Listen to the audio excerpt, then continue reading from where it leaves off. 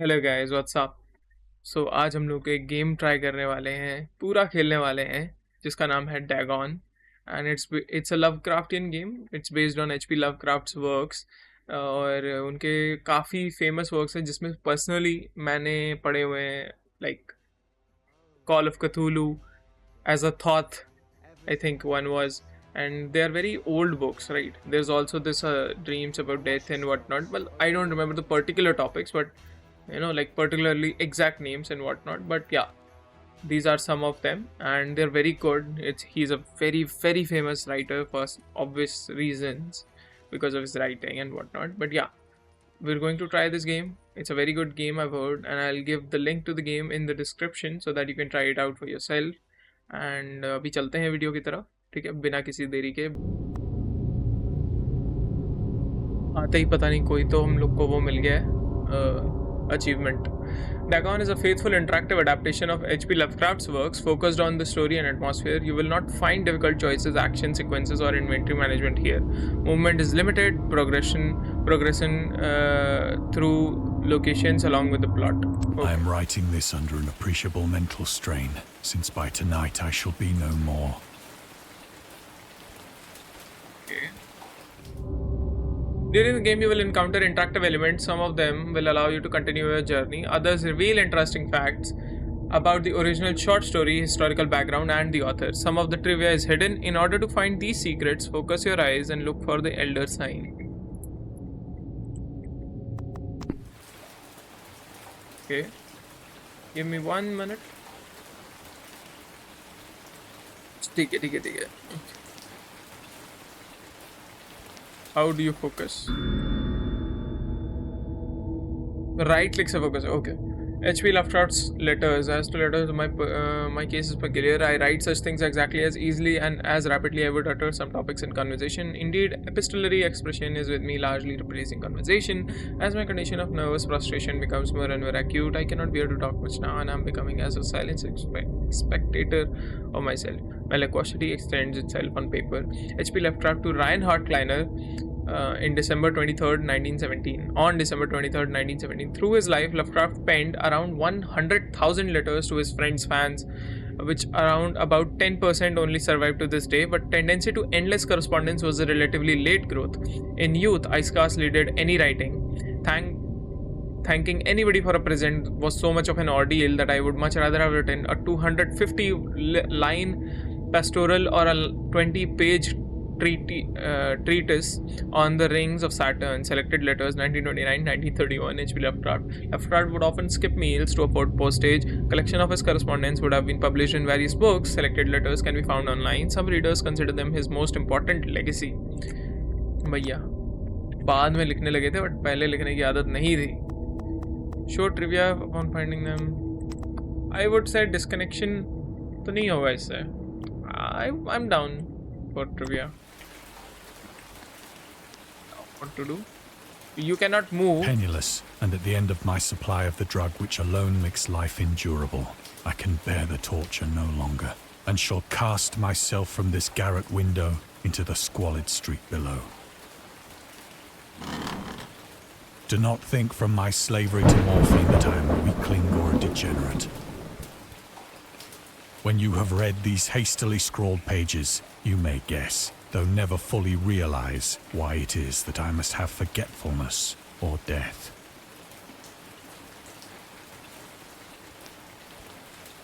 Wait. So, Morphine entered into use in 19th century and was routinely administered to treat severe pain during American Civil War and World War I. It was also sold without restriction until 1914. Morphine became more popular after invention of hypodermic syringe around 1854. Frederick Serturner, who first isolated the substance, originally named it morphium after Morpheus, the Greek god associated with dreams. At the time when Dagon was published, morphine abuse, known as soldier's disease, already posed a big problem into United States. Okay. Anything else? It was in one of the most open and least frequented parts of the broad Pacific that the packet of which I was supercargo fell a victim to the German sea raider. Cannot move away. Lovecraft and the Great War. Dagon was written around a month after United States entered.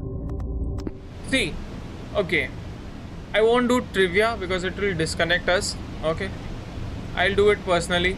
I don't think so I should do it right now. I just wanted to enjoy the game.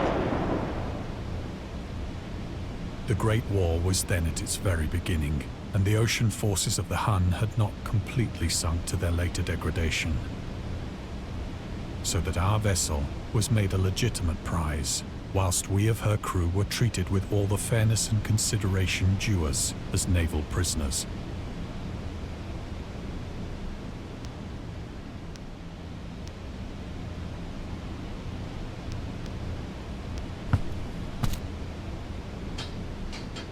Liberal, indeed, was the discipline of our captors, that 5 days after we were taken, I managed to escape alone in a small boat with water and provisions for a good length of time.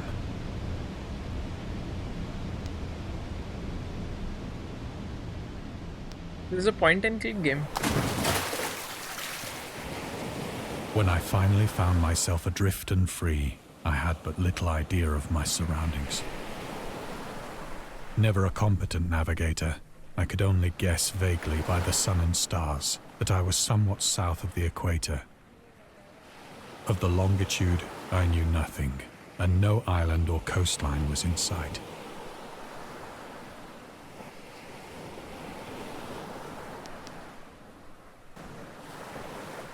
The weather kept fair, and for uncounted days I drifted aimlessly beneath the scorching sun, waiting either for some passing ship or to be cast on the shores of some habitable land.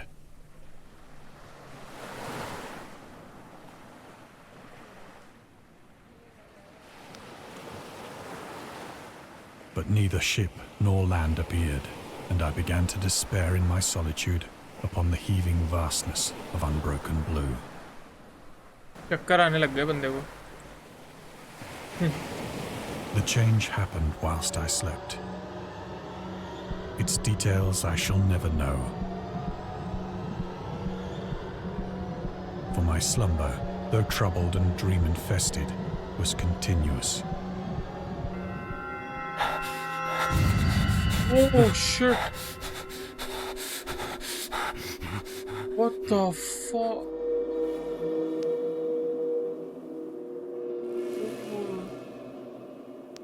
When at last I awoke, it was to discover myself half sucked into a slimy expanse of hellish black mire, which extended about me in monotonous undulations as far as I could see.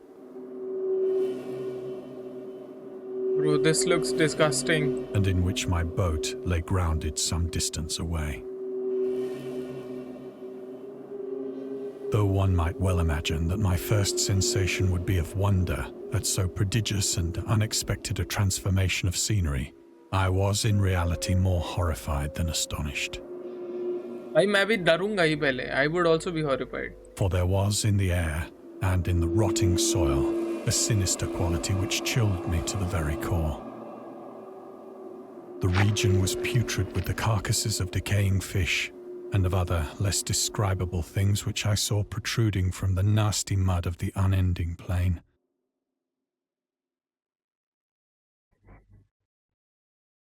Giant squids. Oh. Perhaps I should not hope to convey in mere words the unutterable hideousness that can dwell in absolute silence and barren immensity. There was nothing within hearing and nothing in sight save a vast reach of black slime. Yet the very completeness of the stillness and the homogeneity of the landscape oppressed me with a nauseating fear.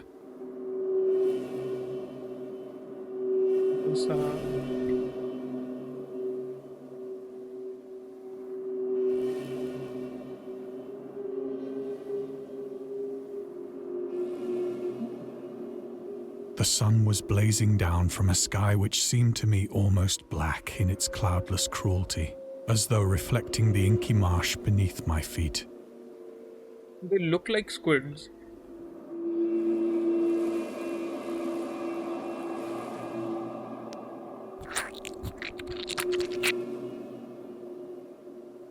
As I crawled into the stranded boat, I realized that only one theory could explain my position.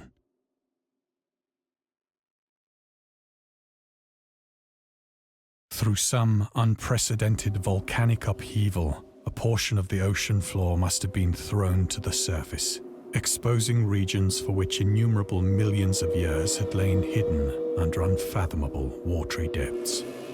So great was the extent of the new land which had risen beneath me that I could not detect the faintest noise of the surging ocean, straining my ears as I might.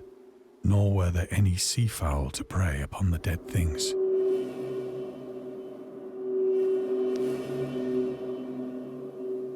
For several hours I sat thinking or brooding in the boat, which lay upon its side and afforded a slight shade as the sun moved across the heavens. As the day progressed, the ground lost some of its stickiness and seemed likely to dry sufficiently for traveling purposes in a short time.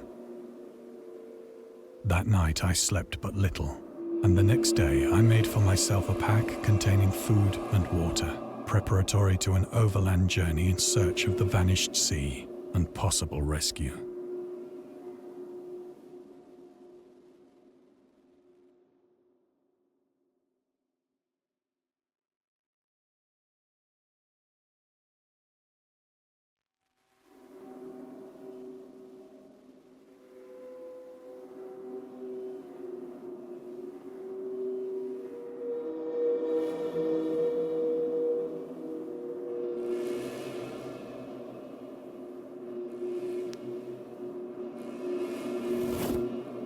On the third morning, I found the soil dry enough to walk upon with ease.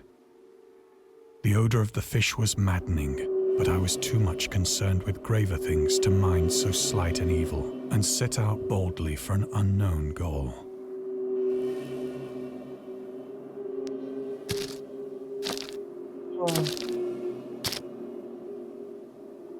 All day I forged steadily westward, guided by a faraway hummock which rose higher than any other elevation on the rolling desert.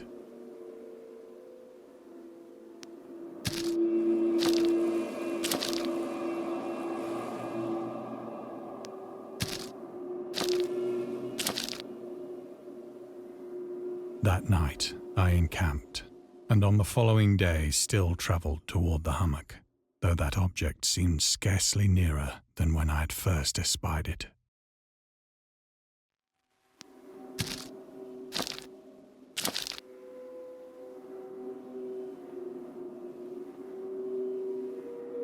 By the fourth evening, I attained the base of the mound, which turned out to be much higher than it had appeared from a distance. An intervening valley setting it out in sharper relief from the general surface. Too weary to ascend, I slept in the shadow of the hill. I know not why my dreams were so wild that night, but ere the waning and fantastically gibbous moon had risen far above the eastern plain, I was awake in a cold perspiration, determined to sleep no more. Such visions as I had experienced were too much for me to endure again, and in the glow of the moon I saw how unwise I had been to travel by day. Without the glare of the parching sun, my journey would have cost me less energy. Indeed, I now felt quite able to perform the ascent which had deterred me at sunset. Picking up my pack, I started for the crest of the eminence. The scenery is cool, but the scenery being cool makes it more haunting and disturbing. बहुत ज़्यादा अजीब सा लग रहा है भाई. Everything is just so slimy and grimy. I have said that the unbroken monotony of the rolling plain was a source of vague horror to me. But I think my horror was greater when I gained the summit of the mound and looked down the other side into an immeasurable pit or canyon, whose black recesses the moon had not yet soared high enough to illumine. I felt myself on the edge of the world, peering over the rim into a fathomless chaos of eternal night. Through my terror ran curious reminiscences of Paradise Lost, and of Satan's hideous climb through the unfashioned realms of darkness. As the moon,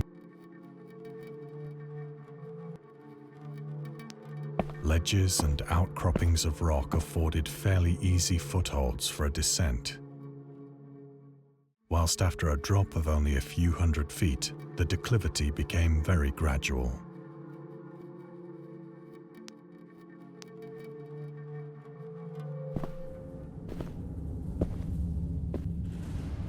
My controller is Urged on shaking by like an crazy, but impulse I'm which using I my cannot mouse. definitely analyze, I scrambled with difficulty down the rocks and stood on the gentler slope beneath,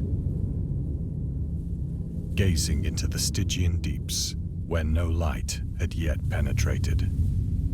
All at once, my attention was captured by a vast and singular object on the opposite slope, which rose steeply about 100 yards ahead of me. An object that gleamed whitely in the newly bestowed rays of the ascending moon.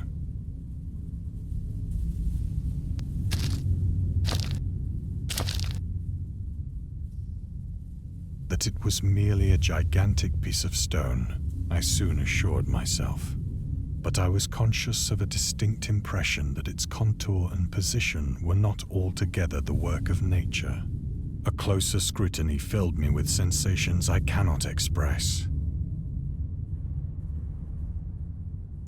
For despite its enormous magnitude and its position in an abyss which had yawned at the bottom of the sea since the world was young, I perceived beyond a doubt that the strange object was a well-shaped monolith, whose massive bulk had known the workmanship and perhaps the worship of living and thinking creatures.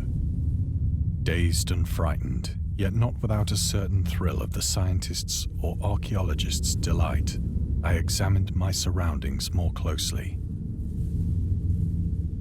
Monoliths are basically a large piece of stone जिन पे काम किया जाता है, as far as I remember, right? If I'm correct.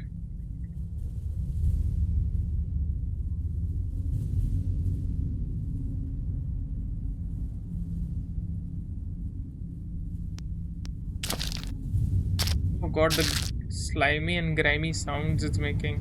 The moon, now near the zenith, shone weirdly and vividly above the towering steeps that hemmed in the chasm, and revealed the fact that a far-flung body of water flowed at the bottom, winding out of sight in both directions and almost lapping my feet as I stood on the slope. Across the chasm, the wavelets washed the base of the Cyclopean monolith.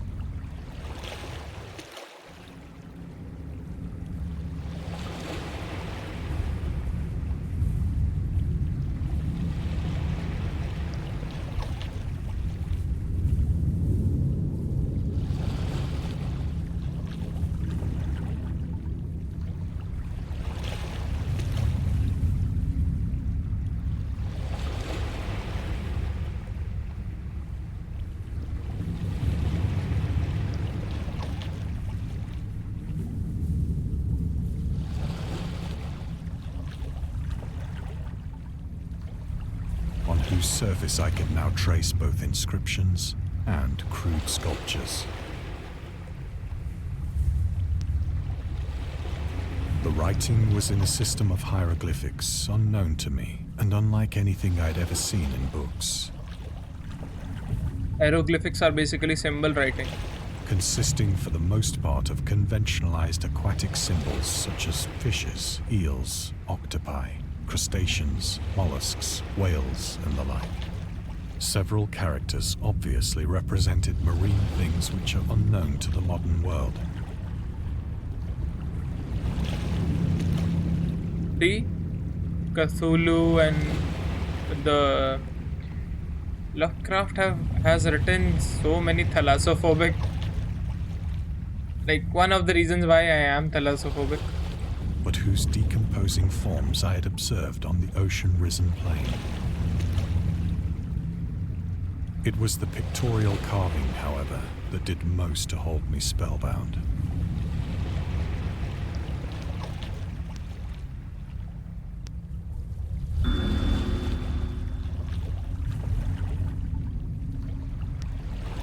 Plainly visible across the intervening water on account of their enormous size were an array of bas-reliefs whose subjects would have excited the envy of a doré.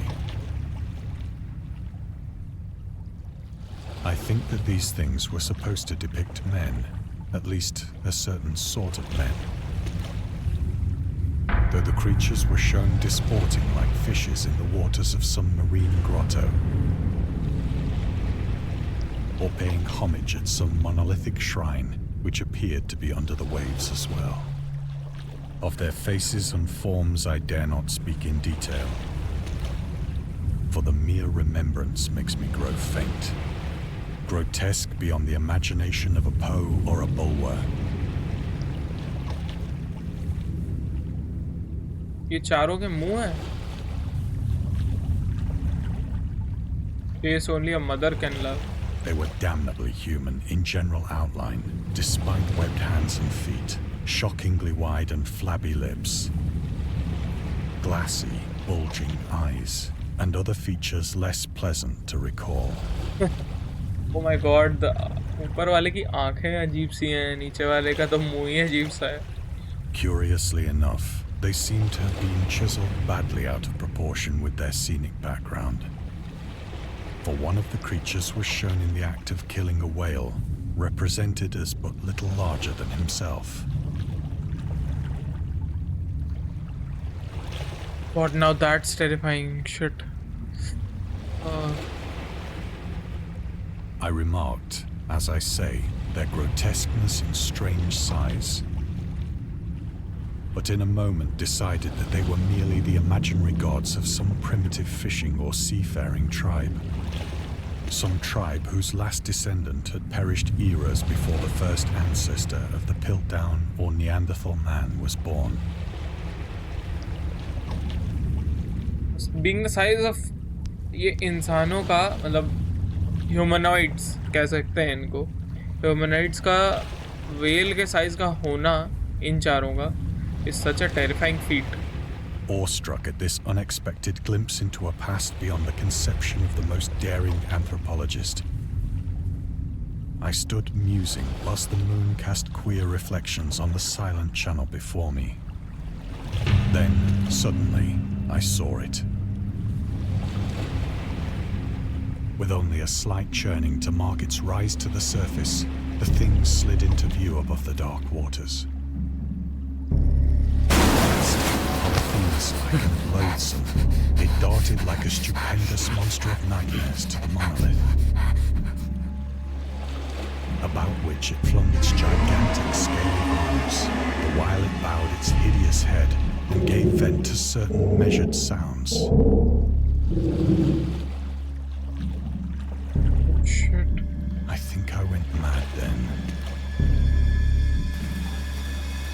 Of my frantic ascent of the sloping cliff, and of my delirious journey back to the stranded boat, I remember little.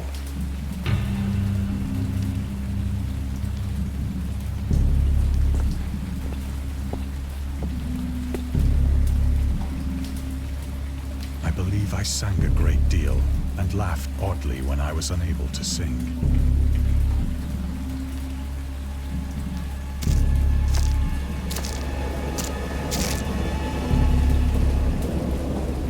Indistinct recollections of a great storm sometime after I reached the boat.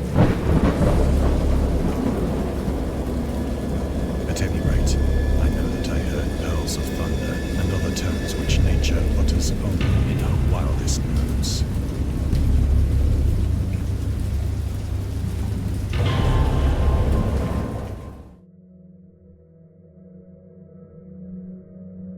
When I came out of the shadows, I was in a San Francisco hospital, brought thither by the captain of the American ship which had picked up my boat in mid-ocean. In my delirium, I had said much, but found that my words had been given scant attention. Of any land upheaval in the Pacific, my rescuers knew nothing, nor did I deem it necessary to insist upon a thing which I knew they could not believe.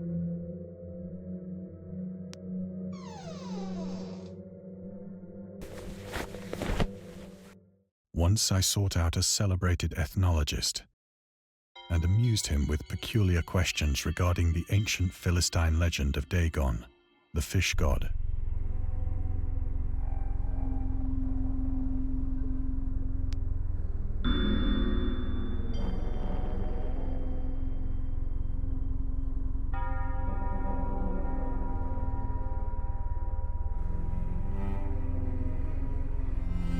Dagon. Dagon.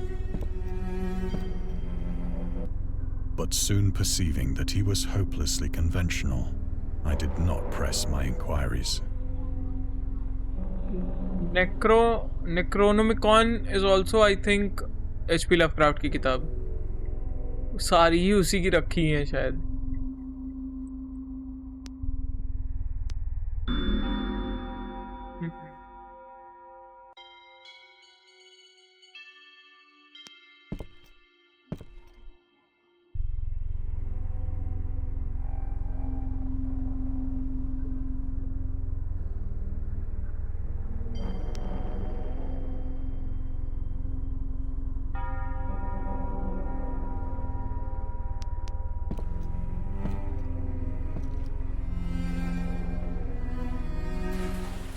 It is at night, especially when the moon is gibbous and waning, that I see the thing. I tried morphine, but the drug has given only transient surcease and has drawn me into its clutches as a hopeless slave. So now I am to end it all, having written a full account for the information or the contemptuous amusement of my fellow men.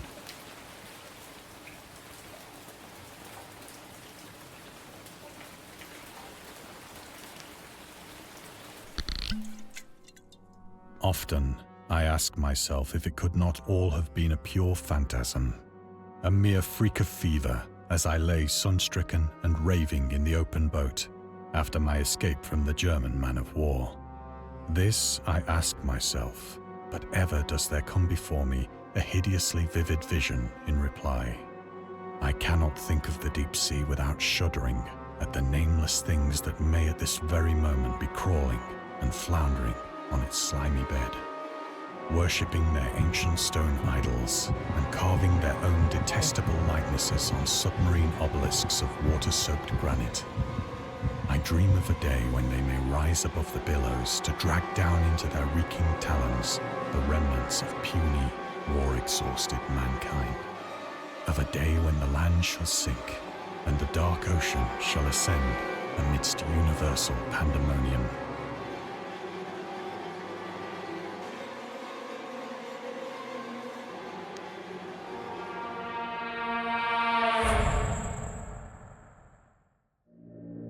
The end is near.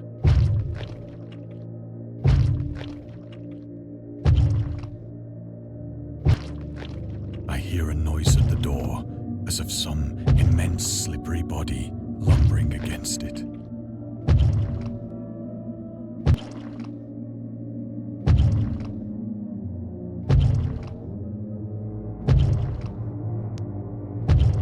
It shall not find me.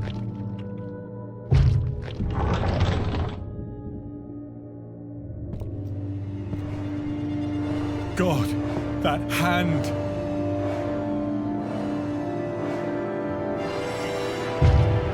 The window! The window!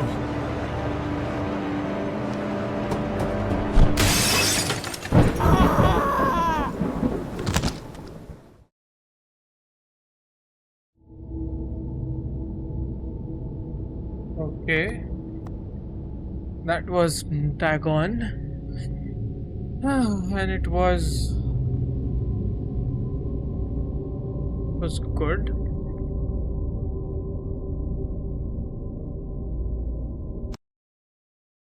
Sheesh.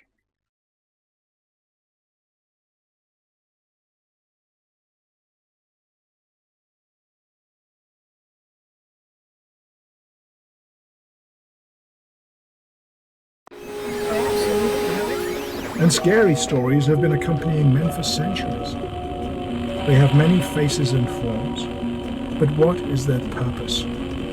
Why do we enjoy being afraid so much? During our therapy, I'll try to.